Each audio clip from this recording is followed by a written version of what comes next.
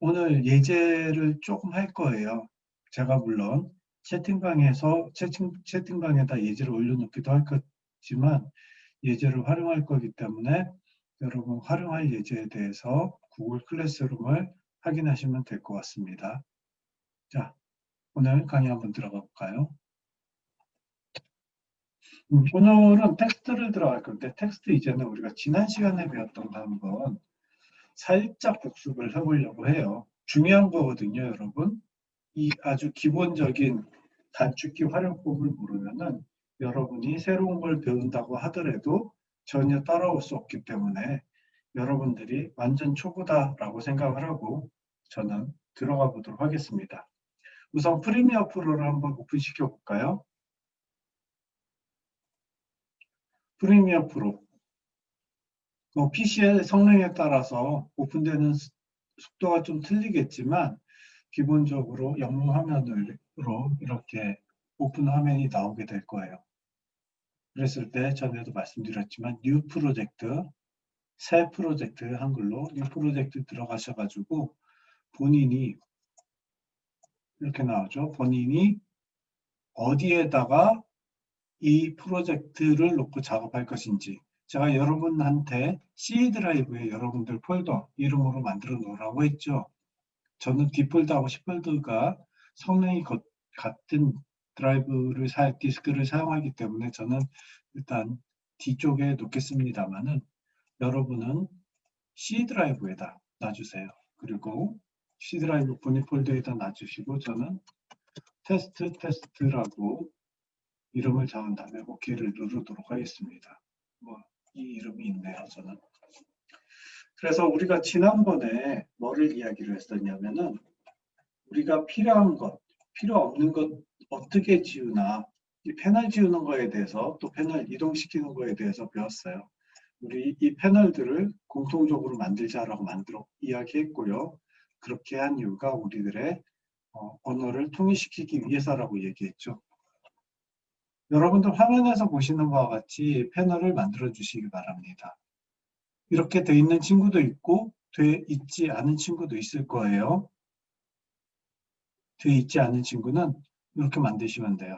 이펙트, 효과, 이펙트 컨트롤, 효과 컨트롤, 프로그램.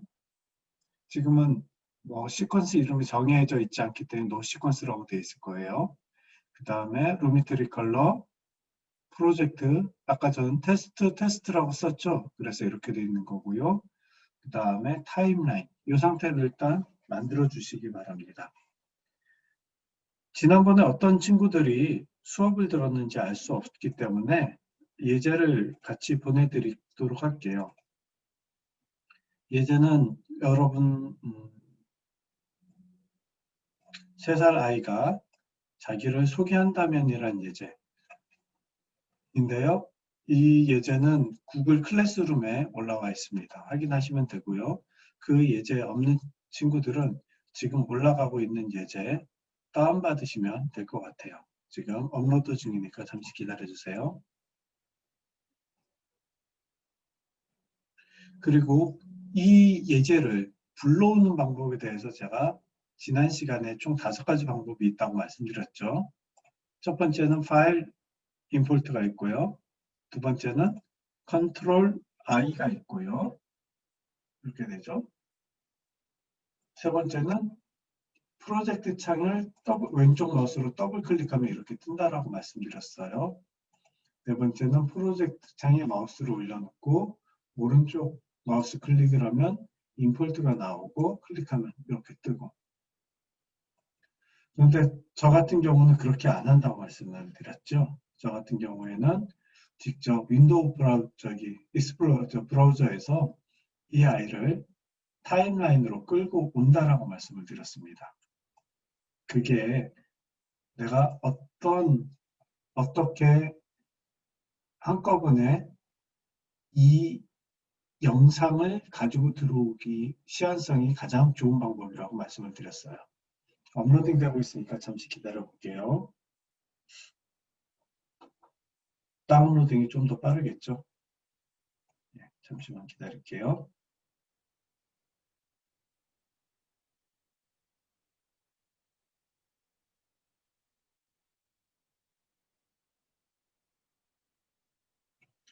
업로딩 완료됐고요. 다운로드 받을 친구들은 모두 다운로드 받아주시기 바랍니다. 여기서 뭐를 해볼 거냐면요. 이걸 한 번씩 다 해볼 거예요. 여기서부터 여기까지 한 번씩 다 해보고 그 다음에 오늘 주제를 갈 건데요. 그렇기 때문에 약간은 빨리 가야 돼요. 약간은 급하게 가야 돼요. 딱 동작까지 하면은 끝나는 시간에 상관없이 저의 강의를 마치도록 할게요. 지난번에 살짝 늦었더니 좀 아쉬움을 말씀하는 친구들이 있어가지고 개인적으로 자 우리가 이 영상을 가지고 제일 먼저 뭐를 할 거냐면 먼저 잘라볼 겁니다. 연습하신 친구들은 있지만 보통 연습을 안 한다는 걸 저는 알고 있어요. 경험적으로 알고 있어요. 그렇기 때문에 이걸 가지고 해볼 거예요. 처음에 이 영상을 세 조각으로 나눌 겁니다. 세 조각으로 나누는데 30초, 60초 부분에서 나눌 거예요. 이 인디케이터 기억하시죠? 인디케이터가 움직이면은 이쪽 부분에 이 부분에 숫자가 변한다는 거 말씀드렸죠. 30초니까 인디케이터를 정확히 30초 위치로 가든지 아니면 여기서 3000을 치면 된다고 그랬어요. 엔터 하면 인디케이터가 정확히 30초 위치로 갑니다. 그랬을 때 면도칼을 누르시거나 제가 여러분들한테 단축키를 쓰라고 말씀드렸죠. 단축키. 단축키가 뭐예요? C. 자르는 거예요. 일단 C를 한번 써보도록 하겠습니다. 단축키 C를 쓰면 면도칼로 돼요. 단축키 C 쓰니까 안 되는데요? 라고 했을 때 가장 많이 틀리는 헷갈리는 부분이 영문 자판에서만 먹습니다. 라고 제가 말씀드렸거든요. 그러니까 본인 자판이 영문인지 아닌지 확인을 하세요. 그래서 영문으로 만드신 다음에 C를 누르시면 면도칼이 되고요. 여기 있는 상태에서 인디케이터 근처에 가서 딱 누르면은 살짝 비켜보면 잘려 있습니다. 30초에서 잘랐으니까 그 다음에 60초에서 잘라야죠. 60초에서 자르려면 이 부분에 6000을 누르면 되는 거예요. 한번 해보도록 할게요. 6000. 자, 60초에서 딱 잘렸습니다. 인디케이터가 같죠? 이 근처에 가면 딱 붙어요. 왜 그러냐면 여기 자석 기능을 켰기 때문이에요. 이 근처에서 클릭을 해줍니다. 마우스 왼쪽을 클릭하면 자 원래 하나였던 파일이 총 3개로 나뉘어졌는데요. 그렇죠. 못 따라오고 있으면 잠깐만요 그렇게 채팅창에 표시를 해주면 제가 좀 천천히 가도록 할게요.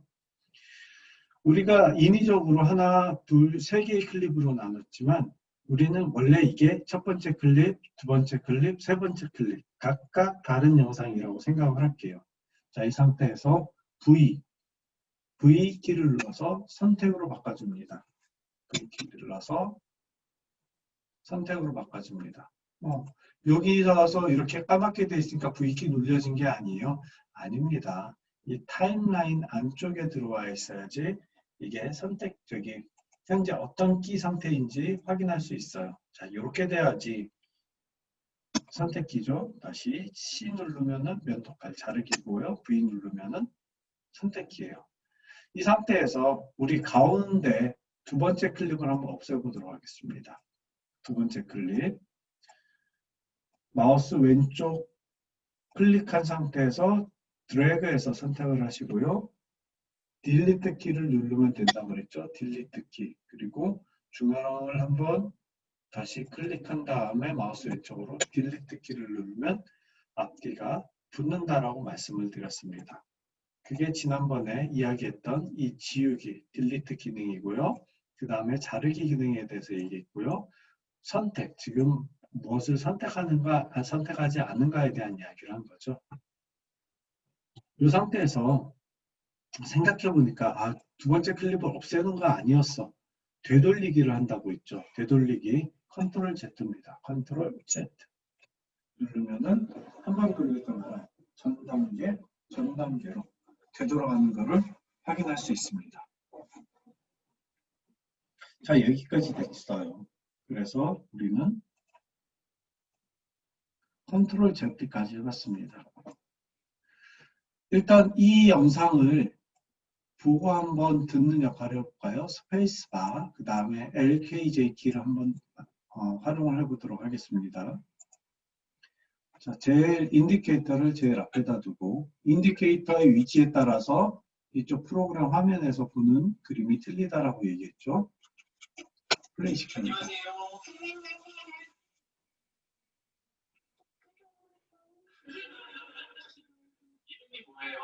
자, 스페이스바 한번 누르면 스타트, 한번 누르면 스톱. 자, L키 한번 누르면 플레이, 한번 더 누르면 2배색, 2배속, 한번 더 누르면 4배속이라고 말씀드렸어요. 중지시키려면 스페이스바를 누르거나 K키를 누르면 됩니다. 자, J키를 누르면 역재생이에요. 한 번 더 누르면 2배 역재생, 한 번 더 누르면 4배 역재생. 계속 가고요. 다시 K키를 누르거나 스페이스바를 누르면 스톱이 됩니다. 그래서 우리가 단축키에 대해서는 이건 굉장히 중요한 기능들이니까 무조건 외우세요 말씀드린 거예요. 그 다음에 QW에 대해서 말씀을 드렸었죠. 우리가 특정 부분에 대해서 이 인디케이터를 기준으로 이 음성 피크를 보세요. 음성 피크를 이 높은 음성 피크 기준으로 왼쪽 부분이 필요 없다. 무슨 키라고 그랬죠? Q예요. 이렇게 컨트롤 Z. 인디케이터를 기준으로 오른쪽 부분이 필요 없다. W 누르시면 이렇게 됩니다. 컨트롤 Z. 외우시라고 그랬어요. 이런 단축키 하나하나가 편집 속도를 4~5배 빠르게 해준다. 즉, 내가 4시간 걸릴 거라고 한다면 4~5배니까 1시간이면 된다. 그건 아니죠. 왜 그러냐면은 단순히 자르는데 동작을 줄여주기 때문에 4~5배의 속도가 빠르다고 얘기하는 거지 실제적으로 그렇게 빠르지는 않아요. 한 2배, 정말 빠르면 3배 정도. 그것만 해도 어딥니까? 그렇죠? 빨라요. 자, 그 다음에 컨트롤 K, 편집 기준선 자르기에 대해서 다시 한번 리뷰해 볼게요. 편집 기준선이 이 파란 선이라고 얘기했죠. 인디케이터. 자, 1분 30초 후에, 지금 1분 35초, 18이 됐거든요. 1분 30초로 하려면 1230, 00을 눌러주면 되겠죠. 1230. 여기가 1분 30초 선이네요. 편집 기준선 자르기가 컨트롤 K라고 돼 있죠. 컨트롤 K. 여기를 기준으로 잘라주고 싶다 그러면 컨트롤 K를 누르면 됩니다.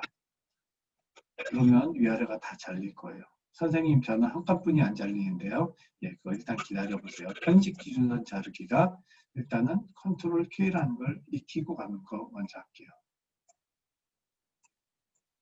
그 다음에 볼륨 조절하는 방법 말씀드렸어요. 볼륨 조절하는 방법.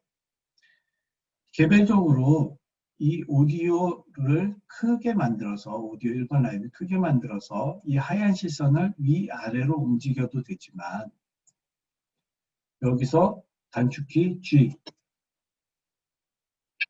아니면 마우스 오른쪽을 눌러서 오디오 게인 단축키 G가 좀 더 편하겠죠. 예.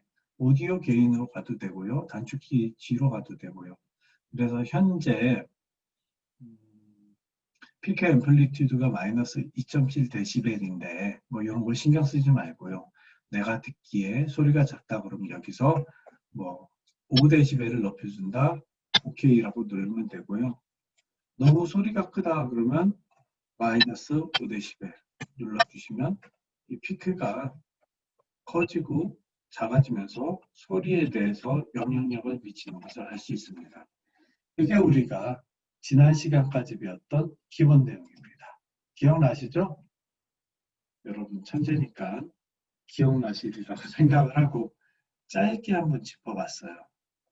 이거는 무조건 외워야 된다고 말씀을 드린 거고요. 이거를 바탕으로 해서 오늘 텍스트 입력부터 한번 진행해 보도록 하겠습니다. 자, 이거는 순서를 제가 적어둔 건데요. 여러분들 보고 싶으면 이거를 보면 되는데 이게 봐야 할 정도로 굉장히 어려운 건 아니에요. 그래서 일단 먼저 설명을 드릴게요. 일단 툴 패널이라는 걸 이용해 가지고 프로그램 모니터 위에서 마우스를 클릭하면은 붉은색 네모 박스가 생기고 글자를 입력한 다음에 선택 표시를 눌러서 마무리한다. 선택 단축 키가 아니고 선택 표시를 마우스로 클릭해야 돼요. 자, 다시 보세요. 첫 번째로 툴 패널에서 T를 눌러야 되고요. 물론 여러분 단축키 T를 누르셔도 됩니다. 그 다음에 마우스를 클릭을 해야 되는데 어디서요? 모니터 위에서, 프로그램 모니터 위에서 마우스를 클릭해야 되고, 붉은색 네모 박스가 생기면 글자를 입력을 해야 되고요. 마우스를 클릭하면 붉은색 네모 박스가 생긴 거예요. 그 다음에 선택 표시를 눌러서 마무리한다. 그러니까 딴짓하지 말고 글자 입력이 끝나면 선택 표시를 하라는 거예요. 보여드릴 테니까 한번 따라해 보도록 하겠습니다.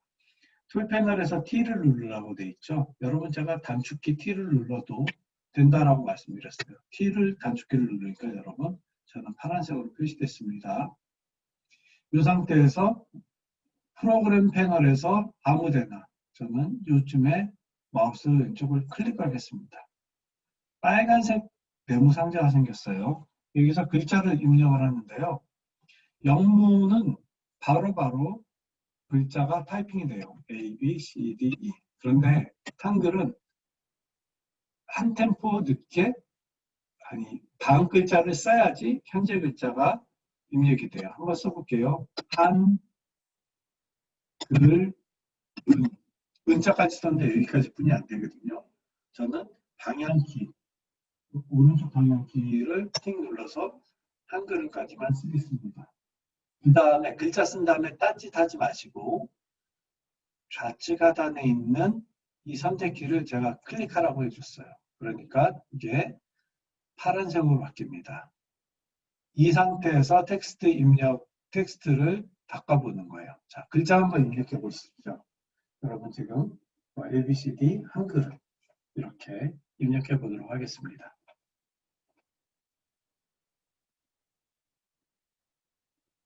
여기서 글자를 한번 바꿔볼 텐데요. 글자 바꿀 때는 이펙트 컨트롤에서 여러분들이 조정을 하실 수 있어요. 물론 다른 데서 색깔도 바꿀 수 있지만 우린 기본적인 걸 하는 거니까 아무것도 건드리지 말고 이펙트 컨트롤에 텍스트 옆에 내가 쓴 글씨가 그대로 나와요. 여기에 눈을 누르면, 눈을 콕 찔러버리면 글자가 없어지고 눈을 싹 다시 누르면 글자가 보이죠. 이 기능은 포토샵에도 같이 있는 기능이고요. 그 옆에 오른쪽 세모를 눌러보도록 하겠습니다. 하위 메뉴가 뜨죠. 자, 이 정도면 여러분들은 한 번씩 다 눌러보면서 글자를 조정할 수 있을 텐데요. 글자 폰트야 여러분들이 원하는 폰트로 하시면 되는데 저는 분명히 말씀드리지만 글자 폰트 자체로 또 무료 폰트를 사용하시기를 지극히 정말로 적극 권장드립니다. 무료 폰트를 사용할 수 있는 어떤 걸 사용할 수 있느냐 네이버에서 찾아보면 있겠지만 아까 구글 클래스룸에 일부 올려놨으니까요. 거기 있는 걸 사용해 보시고요. 저는 한번 사용해 볼까요? 네, 보기 쉽도록 사용해 볼게요. 그 다음에 글자 크기는 여기서 조절해도 되고 이 파란색 네모 텍스트에서 움직여도 글자 크기는 조절이 됩니다. 이 부분들이야 눌러보시면 아실 거고요. 여기 앵커 포인트라고 있어요. 앵커 포인트. 이 앵커 포인트는 여기서 움직여지는 거거든요. 이 앵커 포인트 위치가 현재 이 위치에 있다고 하는 겁니다. 이 위치. 그 다음에 글자 색깔이 흰색이죠. 여기가 흰색이기 때문이에요. 글자 테두리, 즉 스트로크를 활성화시키겠습니다. 여기서 마우스 클릭을 하시고요. 저는 검정색으로 해볼게요. 클릭해서 조성표가 어디 있니?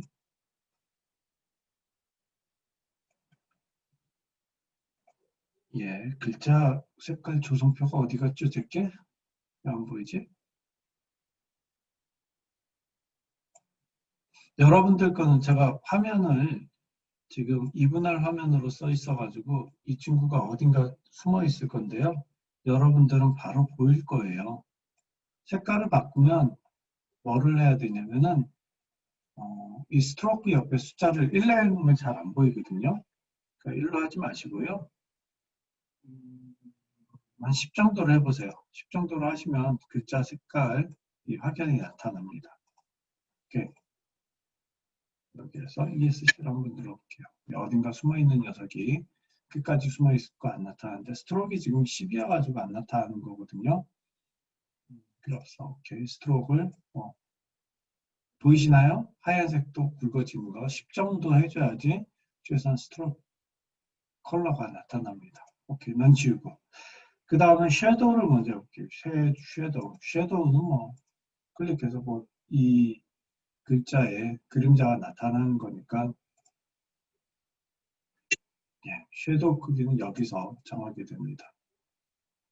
다른 게 너무 없고요. 각도하고 뭐 위치, 크기 그 정도 크기라고 하기엔 좀 그렇고 진하기 그 정도만 선택해 주시면 됩니다. 지워볼게요. 얘도 지금 이 기능 있죠. 백그라운드 이 기능은 2020 버전에서 업그레이드 된 기능인데요. 이 기능이 2019 버전까지는 없었어요. 그래서 굉장히 고생이 많았던 건데 여러분들 여기 글씨 보이시죠? 이 글씨 쭉 가도 이 글씨 밑에 항상 백그라운드가 생깁니다. 이건 두 가지 방법으로 만들 수 있는데요. 일단 과거에 계속 글자가 바뀔 때 이 백그라운드 글씨에서 백그라운드 키를 누르면은 이렇게 바탕이 생겨요. 이거예요. 이게 이건데 이게 이거일 수도 있고 이게 아닐 수도 있는데 이거를 유용하게 쓸 수 있으면 됩니다. 여기에서 백그라운드의 투명도를 조정해주고 백그라운드의 글자 이외에 어느 정도 여백을 줄 것인가를 결정을 해준 다음에 이 아래다 놓게 되면은 백그라운드도 자기 어떤 상황에 따라서 조정이 됩니다. 제가 이렇게 가로줄로만 바꿔놨더니 백그라운드도 가로줄로 바뀐 거예요. 글자 크기 커지니까 백그라운드도 조정됐고요. 그래서 글자 부분에서는 많은 개선이 생겼습니다. 2020 버전부터. 그 다음에 이 모서리를 보면은 꺾인 화살표가 나오죠. 이거는 이 앙카를 기준으로 글자를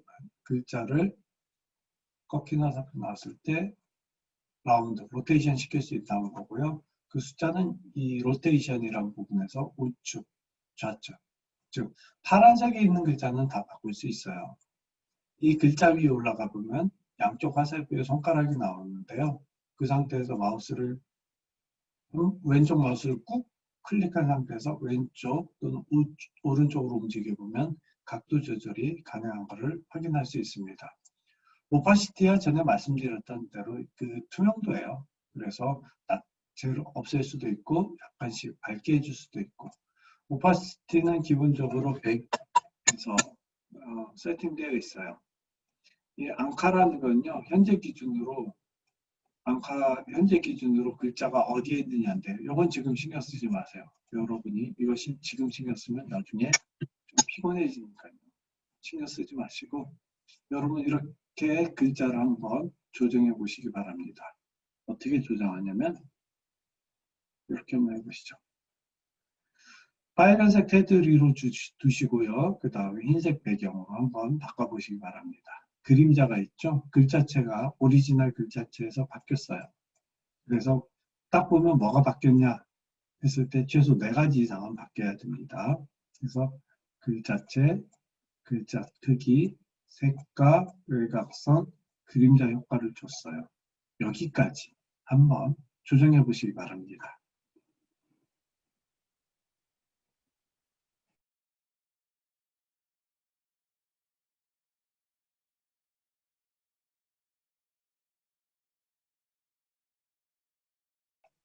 작업하시면서 들으세요. 질문 준 친구가 프리미어 작업할 때 컴퓨터 스피커에서 소리가 안 나올 때 어떤 걸 설정해야 하나요? 라는 질문인데요.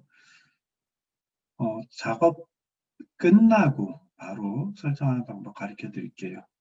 여러분들이 이어폰을 듣고 있거나 아니면 이어폰을 안 듣고 있거나 그 PC 세팅 방법이기 때문에 글자 먼저 체크한 다음에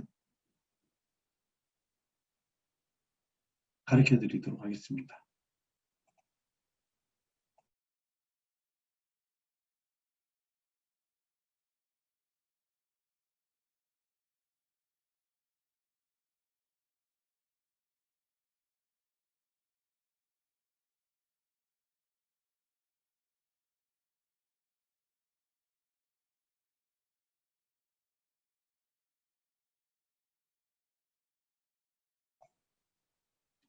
뭐 글자를 오랫동안 가지고 놀 거는 아니에요. 그리고 아까 질문 준 거 말씀을 드릴게요. 우리가 파일 옆에 에딧을 눌러보면 제일 아래 환경 설정 프리퍼런스가 있어요. 오디오 하드웨어와 관련된 거거든요. 그러니까 하드웨어를 결정을 해줘야 돼요. 자동으로 된 친구들도 있을 거고요. 자동으로 되지 않는 친구들도 있을 건데 오디오 하드웨어 쪽으로 가보세요. 자, 클릭해서 들어갑니다. 약간 시간이 걸려요. 그럼 이렇게 프리퍼런스가 생겨요. 지금 여러분이 혹시 그 스피커로 듣고 있다고 한다면 이거를 클릭해 보면 내가 어떤 걸로 들어야 될지 선택을 해줘야 되는 거예요. 아웃풋을. 원래 컴퓨터에 연결되어 있는 스피커로 나올 수도 있고요. 이어폰을 꼈으면 이어폰으로 나올 수도 있고 지멋대로예요. 그러니까 그거하고 상관없이 나는 이어폰으로 듣고 싶다 그러면 이어폰 체크해 주시고요. 그 다음에 나는 스피커로 듣고 싶다 그러면 스피커 체크해 주시면 돼요. 이것만 바꿔주시면 됩니다. 그리고 OK, Yes 누르시고 OK 누르시면은 아마 여기서 뭐 바꿨다라고 메시지 뜬 친구도 있고 바로 이렇게 다이렉트로 간 친구들도 있을 거예요. 오케이, 됐나요? 예, 그 다음 들어가 볼게요. 아, 내 목소리가 이렇게 친절한 사람이 아닌데 굉장히 이상해진다. 자, 이번에 뭐라 할 거냐면요. 내보내기예요. 내가 만든 어떤 영상을 내보내는 방법에 대한 이야기예요. 단축키는 이미 여기다 써놨으니까 뭐를 내보낼 거냐면 여러분 지금 작업한 거 있죠? 뭐 엉망으로 했지만 어쨌거나 작업한 거 약 3분 10초짜리를 내보내 볼 건데요. 여러분들 PC 성능이 좋다고 하면 3분 10초짜리 별로 바꾼 게 없으니까 3분 10초나 그 이하로 나올 거고요. 성능이 안 좋다 그러면 6분, 9분, 10분 그렇게 나올 거예요. 연습용으로 한 내가 지금 작업하려는 영상의 2배, 3배 정도 나오는 걸 사용해도 괜찮지만 실제 작업용으로 사용하다 보면 스트레스 엄청 받을 거니까요. PC 사용 한번 체크해 주시고요. 여기서 일단 컨트롤 M을 눌러보겠습니다. 컨트롤 M. 그러면 디스폴트 세팅이라고 나오죠. 아무것도 건드리지 마세요. 그래서 아무것도 건드리지 마시고 자 포맷을 한번 봅시다. 포맷은 무조건 H264로 돼 있어야 돼요. 여러분 처음에 AAF라던가 AVI라던가 AAC라던가 그렇게 돼 있을 수 있는데요. 그럴 때는 중간에 H.264를 찾아서 클릭을 해주세요. H.264가 가장 최근에 나온 비디오 포맷 형식을 모두 지원을 해주기 때문에 이 친구를 선택을 해줘야 됩니다. 그 다음에 해야 될 게 프리셋 조정을 해야 되는데요. H264를 눌렀으면 프리셋을 한번 눌러보겠습니다. 프리셋을 보면 여러 필름 메이크들에서 또는 여러 필름이 아니죠. 여러 플랫폼에서 자기네들이 지원하고 있는 형태를 확인할 수 있는데요. 우리는 유튜브에 올릴 거기 때문에 유튜브 그리고 FHD가 1080p라고 말씀드렸죠. 유튜브 FHD로 올릴 거예요. 물론 더 낮은 용량으로 할 수 있는데 우리는 FHD 기준으로 할 겁니다. 클릭하세요. 바뀌었죠? 그 다음에 코멘트는요.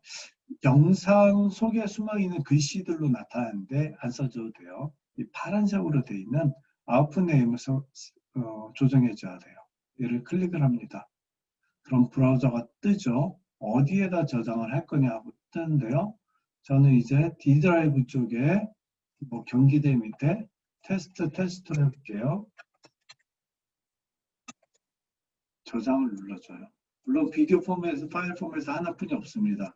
MP4라는 파일 포맷이에요. 이 포맷은 굉장히 가볍게 만들어주는 그러나 인간이 확인할 수 없는 사운드 크기와 그 다음에 이미지 크기예요. 그렇기 때문에 물론 이것보다 좋은 MOV도 있는데 프리미어 프로에서는 그것까지는 필요 없다라고 판정을 하는 거예요. 저장 눌러줍니다. 그러면 내가 어느 브라우저로 갈 건지 확인을 했죠. 그 다음에 비디오도 내보내야 되고 오디오도 내보내야 된다. 체크되어 있는 걸 확인해 보세요. 여기에 체크가 안 돼 있다 그러면 체크를 해주시고요. 만약에 비디오만 내보내고 싶다 그러면 오디오 체크해줘요. 무슨 얘기인지 알겠죠? 내가 체크한 것만 내보내지는 거예요. 체크한 것만. 두 개 다 하니까. 오디오만 내보낼 수 있겠죠, 결론적으로. 예, 이런 식으로. 그러면 그림은 안 내보내주고 오디오만 나갑니다. 그 다음에 여러분이 확인하실 게 있는데요. 이미 여기서 다 끝났어요. 더 이상 할 건 없어, 실은. 근데 혹시 이 아래에 있는 것들이 뭔지 궁금한 친구들은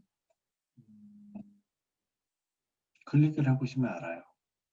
지금 이 상태로 지금 아웃풋이 된다라는 건데 비디오는 1920, 1080으로 아웃이 되죠. 왜 우리가 여기에서 1920, 1080 아까 체크를 했기 때문에 이렇게 가는 거예요. 커스텀도 원 오디오가 1920, 1080이기 때문에 다른 커스텀을 누르더라도 1920, 1080으로 체크가 되는 겁니다. 다른 거 건드리지 마시고요. 여기서 건드릴 건 없어요. 물론 파란색이기 때문에 여기서 비디오 아웃풋을 720 사이즈로 바꿔줘도 상관없습니다. 그런 무모한 짓은 하지 마세요. 그 다음에 오디오 쪽을 볼게요. 오디오 파일 형식은요. AAC라는 형식이 있고 MPEG라는 형식이 있는데요. 보통 우리가 MPEG3, MPEG4 파일 포맷으로 하는데 그건 손상이 있어요. 그래서 AAC 포맷은 손상이 없는 오디오 파일 형식이라고 보시면 돼요. 그래서 퀄리티가 굉장히 높은 거죠. 높아요. 그런데요, 이거 여러분 오디오 세계로 들어가면 머리가 아파서요. 하지 마세요. 그냥 시켜주는 대로 일단 가시면 됩니다. 이것만 하세요.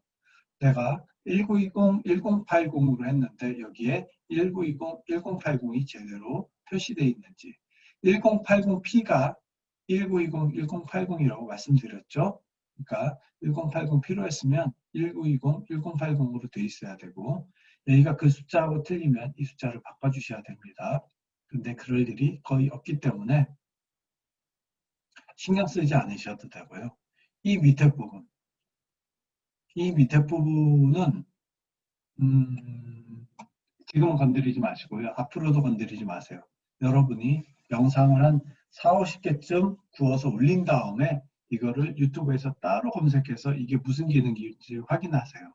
지금은 건드리실 필요 없습니다. 대충 이제 예상되는 파일 사이즈가 389MB 정도 나온다고 돼 있어요. 익스포트를 누르면 이제 구워지기 시작합니다. 제 거는 1분 30 몇 초 나온다고 돼 있네요. 별로 한 게 없어요. 원본 파일 건드린 게 별로 없고 효과 준 게 별로 없기 때문에 약 3분 10초짜리 영상임에도 불구하고 1분 정도의 시간에 다 구워지는 겁니다. 물론 구울 필요 없겠죠. 캔슬하겠습니다. 그런데 이 시간 자체가 5분이 나온다. 지금 4분이 넘게 나온다. 그러면 내 PC로는 그냥 연습만 해야겠구나 라고 생각하시라는 거예요. 자, X를 누르면 닫혀지는 겁니다. 오케이? 자, 그래서 앞으로 제가 여러분들한테 파일 구워 오세요 그러면 이렇게 작업 다 끝낸 다음에 PER 파일, 프로젝트 파일 보내는 게 아니라 그랬어요. 구워지는 영상 파일을 가져와야 돼요. 조금 전에 컨트롤 M을 눌러서 영상 파일을 구웠듯이 그걸 가지고 오셔야 되는 겁니다.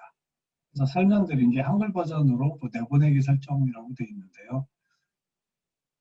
한 번 더 써놓은 거예요. 형식은 H64, 사전 설정은 유튜브 1080p FHD 파란색 글씨체를 클릭하여 이 설정을 조정한 다음에 다른 거 아무것도 하지 마라. 요거까지 한 다음에 바로 내보내기만 해라. 그러면 구워질 것이다. 라는 얘기가 핵심이었습니다. 자, 문제없죠 여기까지. 다음 넘어가 볼게요. 이제 세 번째 시간이만큼 시퀀스와 화소에 대해서 여러분 좀 알아야 될 거예요. 간단합니다. 어렵게 설명 안 할 거예요. 저도 어려운 건 몰라요. 근데 영상을 처음에 배우면서 보통 시퀀스와 화소에 대해서 모르고 들어가서 나중에 크기에 대해서 고민을 하는 기본적인 실수를 많이 하게 되거든요. 무슨 얘기냐. 나는 사진을 가로로 찍었는데 왜 이렇게 흐리게 나와? 선생님이 얘기한 대로 풀 HD로 찍었는데 왜 나는 이상하게 중간에만 화면이 나오고 주변에 테두리 치듯이 까맣게 나와? 그거에 대한 왜 그런지를 설명을 해드리는 거예요. 화소에 대한 얘기를 먼저 해볼게요. 우리가 카메라로 사진을 찍는단 말이죠. 사진을 찍어서 나온 결과물을 대충 확대해서 보면 이렇게 나옵니다. 격자 무늬가 보이나요? 뭐 흐릿하게 좀 나올 거예요. 이렇게 확대시키는 거를 디지털 줌이라고 해요. 아날로그 줌은 뭐냐면은 렌즈, 진짜 렌즈를 가지고 만원경처럼 앞뒤로 늘리는 거를 망원 렌즈 쓰는 거죠. 쉽게 얘기해서. 그거를 아날로그 줌이라고 하고요. 찍어진 영상이 찍혀진 상태에서 확대하는 걸 디지털 줌이라고 합니다. 즉 화소는 변하지 않는데 가까이서 보는 거를 마치 확대해서 보는 것처럼 이야기하는 거예요. 그거를 디지털 줌이라고 얘기해요. 자, 이 화소는 실제로 하나의 픽셀을 하나의 화소라고 똑같은 얘기를 하는 거예요. 하나의 픽셀이 하나의 화소인데 하나의 화소는 이렇게 저만 그 칸 하나로 되어 있는 게 아니고요. 이런 식으로 RGB 이 세 색깔이 하나 합쳐져서 이렇게 하나의 색으로 보입니다. 그래서 여러분 지금 휴대폰이라던가 휴대폰이 방수가 되니까 테스트해봐도 괜찮겠네요. 휴대폰에 물방울 하나를 톡 떨어뜨려서 자세히 보면요. 이렇게 보일 거예요. 우리 눈에는 대충 보면 네모나게 보이지만 확대해서 보면 실제로는 이렇게 보입니다. 이거를 하나의 화소라고 이야기합니다. 딱 이게 화소의 설명 끝이에요. 이제 시퀀스와 화소에 관한 얘기 중에 하나, 이제 화면 크기에 대한 이야기를 할게요. 우리는 지금 풀 HD를 기준으로 한다 그랬죠. 그래서 1920, 1080 이 숫자는 가능하면 외우시기 바랍니다. 외우시고요. 우리가 브라운관 TV다, 그리고 뒤가 뚱뚱한 TV다고 얘기할 때는 이 VGA 형식, 즉 4대 3 비율의 VGA 형식의 그 크기를 가진 브라운관 TV를 얘기해요. 이때 화소는 640에 480 크기의 화소를 가졌습니다. 그 다음에 이제 나온 게 2000년대 초반에 하이 덴시티가 고밀도 TV인데 고밀도 TV가 1280, 720이에요. 그런데 여기서의 문제점이 뭐였냐면 우리가 이만한 카메라로 찍었는데 실제로 나온 크기가 저만하지 않고, 그러니까 화소수는 많아졌으니까 좋아지긴 했는데 실제로 보여준 건 이만큼뿐이 안 보여지는 거예요. 그래서 이만큼이 안 보여지는 거예요. 그래서 그때 TV들이 막 선전했던 게 풀 HD를 내놓으면서 숨어있던 1인치를 찾아라. 그게 마케팅 포인트인 거예요. 즉 카메라가 찍혀진 그 모습, 그 크기 그대로 모니터에서 보여주면 그게 풀 하이 데피니션이 되는 거예요. 풀 하이 데피니션. 그래서 이게 모든 영상 크기의 기준이 되는 겁니다. 이때부터. 그런데 LG하고 삼성하고 이제 화소 논란에 조금 전에 얘기했던 화소 논란에 휩싸였어요. 화소수가 이만한 데에서 2개 있는 게 더 선명할까요? 4개 있는 게 더 선명할까요? 뭐 물어보나만 하죠. 4개 있는 게 더 선명합니다. 그러다 보니까 삼성하고 LG하고 같이 거의 비슷한 시기에 풀 HD TV를 만들었는데 이거 가지고도 얘기가 많지만 LG가 한 발 더 치고 나온 게 QHD예요. 근데 QHD 이 화소수 볼까요? 2560, 1440이죠. 이거는 HD에서 숫자 2배, 그러니까 숫자는 2배지만 면적으로 보면 총 4배가 나올 거예요. HD의 4배 되는 크기로 QHD라는 제품을 만들었어요. 근데 이거를 2K라고 얘기하거든요. 풀 HD의 2배가 아닌 거죠, 이거는. 그만큼 잘린 거예요. 그러니까 잘렸다라고 표현하긴 그렇지만 이 QHD TV로 모니터를 보면은 약간은 지그러진 듯한 모습이 나와요. 삼성이 이제 만들어낸 게 4K입니다. 자, HD에서 4배 되는 게 QHD고요. 그런데 실제로 화면에 보인 대로 그대로 이제 담아내는 그림이 풀 HD라고 말씀드렸죠. 풀 HD에서 4배로 보이는 거죠. 1920, 1080, 1920 곱하기 2하면 3840이 나옵니다. 그래서 이게 4K, LG도 재빨리 이제 4K를 똑같이 내놨죠. 그 다음에 나오는 게 QHD가 되겠는데요. QHD를, 저기 이제 8K. 이건 또 8K라고 부르대. 다른 용어를 안 부르고. 8K, 약 8천만 화소가 되기 때문에 8K라고 부르는 거예요. 화소수가 몇 개씩 보내는지 한번 볼게요. HD는 100만 단위가 100만이에요. 100만, 200만, 300만, 800만 갔는데 8K가 되니까 단위가 1000만 단위로 가버려요. 1000만. 그렇지. 1000만 단위로 가버려요.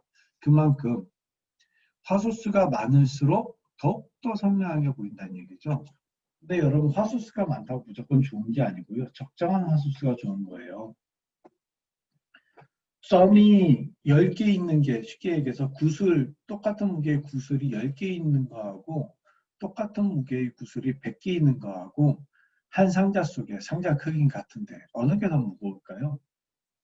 당연히 100개 있는 게 무겁겠죠. 데이터 얘기예요. 우리가 데이터를 10개를 보내는 게 데이터 용량이 가벼울까요? 100개를 보내는 게 데이터 용량이 가벼울까요? 10개가 가벼운 거죠. 이 데이터를 수신받는 사람이 10개의 데이터를 수신받는 데는 10메가 필요한 거고 100개의 데이터를 수신받는 데는 100메가가 필요한 거예요. 즉 요금제와도 관련이 있다라고 이야기를 분명히 합니다. 우리나라처럼 와이파이라든가 또는 데이터 시스템이 잘 되어 있는 곳에서는 이게 큰 문제가 되지는 않아요. 그런데 세계는 아직도 풀 HD를 완전히 적용하지 못한 나라들이 지구상의 절반이 넘습니다. 그리고 데이터를 프리로 쓰는 나라는 제가 보기엔 대한민국뿐이 없어요. 즉 데이터가 굉장히 돈이기 때문에 비싸요. 다른 나라에서는 FHD만도 버거운 상황인데 이걸 4K까지 만들겠다고 여러분들이 휴대폰으로 찍어버리면, 그리고 4K 영상으로 만들어버리면 편집할 때 버벅거리기도 하겠지만 다른 나라에서는 이걸 볼 수 없다는 거죠. 그래서 지금 이 HD 사이즈 720p로도 아직 만든 사람이 많고요. 최종 결과물을요. 보통 1080p를 사용하기도 합니다. 그래서 여러분들이 과연 어떤 사이즈로 데이터를 만들 거냐는 여러분들이 어디에 보여질 건가를 생각하고 만들어야 된다는 거예요. 그리고 이 시퀀스의 중심값은 FHD. 그러니까 A4 용지라고 일단 쓸게요. 우리가 A4 용지를 많이 쓰니까요. 이 A4 용지라고 생각하는 FHD. 실제로 A4 용지 아니에요. 이 FHD의 숫자까지 외우시기를 적극 권장드립니다. 시퀀스 만드는 법이에요. 지금 일단 시퀀스 만드는 것까지 좀 할게요. 시퀀스는요. 영상 만들기 전에 만들 수도 있고요. 영상 만든 후에 만들 수 있는데요. 지금 시퀀스는 아까 전에 얘기했듯이 도화지 또는 종이라고 생각하면 되거든요. 즉 우리가 이전에 이런 거를 만들었는데 아무것도 없는 거. 즉 프로젝트에서 마우스 왼쪽을 컨트롤하고 마우스 왼쪽을 클릭한 다음에 컨트롤 A를 눌러서 딜리트를 눌러볼게요. 아무것도 없는 이 상태. 이 상태. 또는 이것마저 꺼버리고 엑스다 눌러서 끄는 거예요. 세이브 하지 맙시다. 노로 누르고 순수하게 프리미어를 다시 켠 상태. 이 상태에서 우리가 시퀀스를 한번 만들어 보도록 하겠습니다. 즉 나는 A4 용지에다 그림을 그릴 것이다. FHD죠. 또는 나는 A3 용지에다가 그림을 그릴 것이다. 라고 하는 선택을 하는 건데요. 일단 뉴 프로젝트를 먼저 해야 됩니다. 뉴 프로젝트로 가서 그 다음에 나는 어디다 이 영상을 만들 것이냐. 제가 테스트란 걸 하도 많이 써가지고 TTTT 이렇게 해볼게요. 여러분들은 C 드라이브 자기 이름으로 가야 돼요. OK 누르면 아까 보여줬던 아무것도 없는 상태가 됩니다. 아무것도 없는 상태. 제일 오른쪽에 프로젝트가 가 있어야 돼요. 우리 이렇게 하자가 마음 먹었죠? 이야기했죠? 자, 제가 이 프로젝트 창을 조금 더 길게 뺐어요. 그래서 이 접은 종이가 나올 수 있는 데까지 뺐어요. 두 가지 방법이 있어요. 첫 번째는 이 테스트 프로젝트 창 우측 아래 접은 종이를 클릭해 볼게요. New 아이템이라고 작게 글씨가 보이죠? 클릭합니다. 클릭하면은 여기서 우리가 시퀀스, 이 시퀀스를 제일 위에 있네요. 클릭해 볼게요. 뭐가 나오냐면 New 시퀀스라고 나옵니다. 이렇게 나왔죠. 캔슬 누를게요. 또 하나는 단축키가 있겠죠. 그렇죠. 원래는 여기서 시퀀스 누르고 들어가야 되는데 이 시퀀스 누르고 들어갈 수 있는 건 여기 영상이 있을 때만 시퀀스 누르고 들어갈 수가 있어요. 영상이 없으니까 우리는 New 시퀀스 또는 컨트롤 N을 눌러보겠습니다. 컨트롤 N을 누르면 조금 전에 보여줬던 그 화면이 똑같이 나와요. 시퀀스 프리셋은 여러 필름 메이커들에서 만들어 놓은 이런 프리셋 써라. 이미 만들어 놓은 형식인 거죠. 여러 가지가 있어요. 우리는 보통 1080을 쓰기 때문에 아무거나 1080p를 누른 다음에 OK를 누르면 돼요. 1080p 30프레임, 내가 30프레임으로 찍었다고 한다면 그걸 누르고요. 많은 회사들이 1080 포맷은 많이 만들어줬습니다. 그런데 우리는 우리만의 포맷을 좀 만들어 보자고요. 그래서 계속 그것만 좀 써보자고요. 그래서 시퀀스 프리셋 말고 일단 시퀀스 프리셋에서 아무거나 저는 그냥 편하게 ARI에 제일 위에 있는 1080p에서 30프레임 정도를 많이 쓰거든요.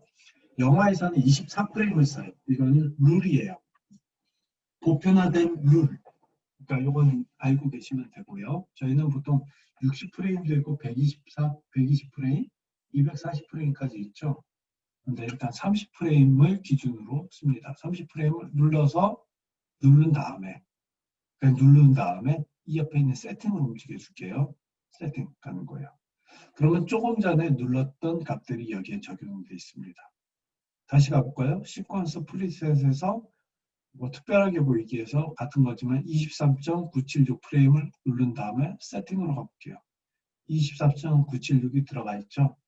어차피 이거 안 쓸 거기 때문에 그냥 하나 클릭해서 들어온 거기 때문에 자 이제 에디팅 모드부터 편집 모드부터 조정하겠습니다. 밑에 화살표를 클릭해서 누르세요. 그래서 이 슬라이드 바 제일 위로 가면 커스텀이라고 돼 있어요. 내가 개인적으로 만드는 거잖아요. 그러니까 커스텀 눌러주세요. 그 다음에 타임 베이스는요. 이거는 정말 어려운 건데요. 29.97로 가주세요. 30이라고 생각하세요. 29.97이. 아니다. 그냥 30으로 갑시다, 여러분. 제가 이거는 설명하기 조금 힘들어요. 자, 30으로. 30프레임 퍼 세컨드는 무슨 얘기예요? 1초에 30장의 사진이 넘어간다는 얘기예요. 1초에 30장의 사진이요. 자, 프레임 사이즈는요. 제대로 잘 돼 있네요. 아까 앞에서 프레임 사이즈 아무거나 눌러서 들어왔는데 프레임 사이즈가 어디 있니? 1920, 1080 레졸루션으로 체크되어 있는 거를 확인할 수가 있어요. 요거를 타고 들어왔기 때문에 1920, 1080인데 혹시라도 다른 글씨로 되어 있으면 여러분 우리는 FHD 시퀀스를 만들고 있기 때문에 1920, 1080으로 바꿔줍시다. 오케이? 됐나요? 예. 그 다음에 얘는 놔두세요. 설명하기 정말 어려운 것들이 많은데 놔두세요. 요거까지만 알아도 여러분 정말 많이 하는 거예요.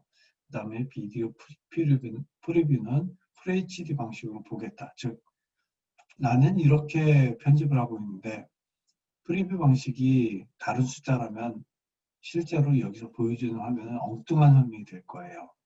그러니까 같은 숫자가 써져 있는지 비디오 프레임 사이즈와 비디오 프리뷰에서 위스하고 하이트를 숫자가 같은지 확인합시다.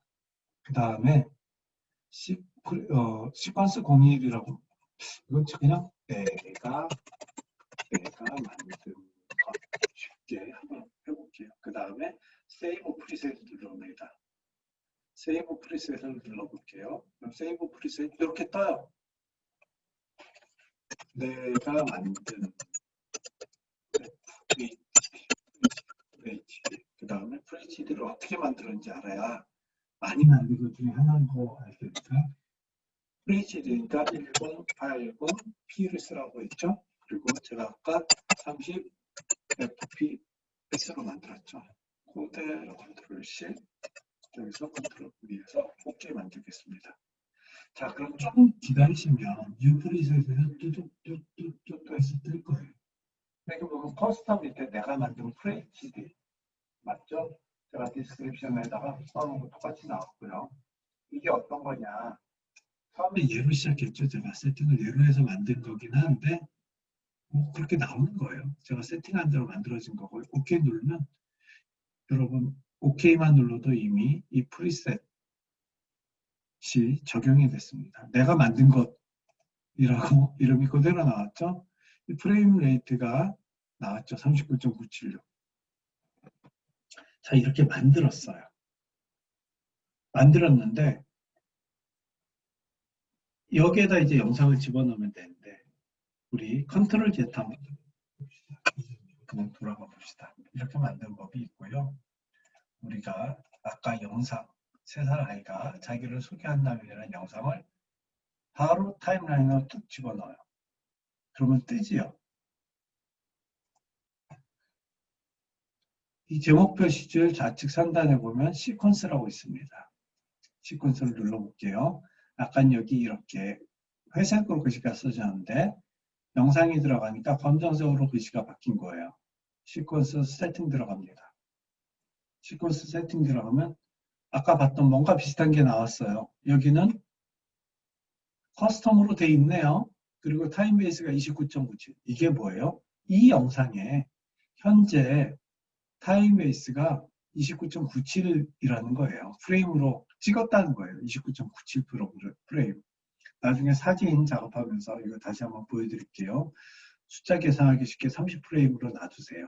29.97로 놔두셔도 되지만 그냥 바꿔볼게요. 30점. 그 다음 프레임 사이즈가 가로 세로 비율이 1920, 1080으로 제대로 세팅이 돼 있죠. 세팅하고 가는 거예요. 이렇게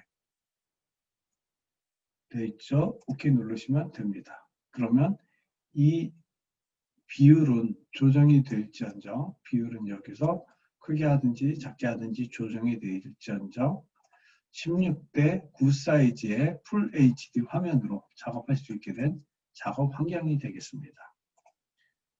이거를 지금 설명한 게 이거예요. 프로젝트 언타이틀드에서 우측 하단에 접은 종이를 누르거나 또는 컨트롤 N을 누르면 시퀀스 프리셋 환경이 발생이 됩니다. 여기서 우리 거를 만들자 그랬죠. 아무거나 눌러서 세팅 값을 커스텀 그 다음에 타임 베이스 조정을 해주고요. 세이브를 해주면은 이 아래에서 시간이 쭉쭉 지나면서 내가 만든 시퀀스가 나온다고 말씀드렸어요. 그 다음에 이거는 앞에 거는 이제 영상을 적용하기 전 시퀀스 만든 거고요. 영상을 적용한 다음에 시퀀스 세팅하는 거는 영상을 일단 적용시킨 다음에 타임라인에 시퀀스 세팅으로 들어가서 에디팅 편집 모드와 타임 베이스를 확인하고 적용시켜주고 OK를 누르면 된다라고 말씀을 드린 거예요. 이게 앞서 말씀드린 화소와 시퀀스에 관련된 말씀입니다.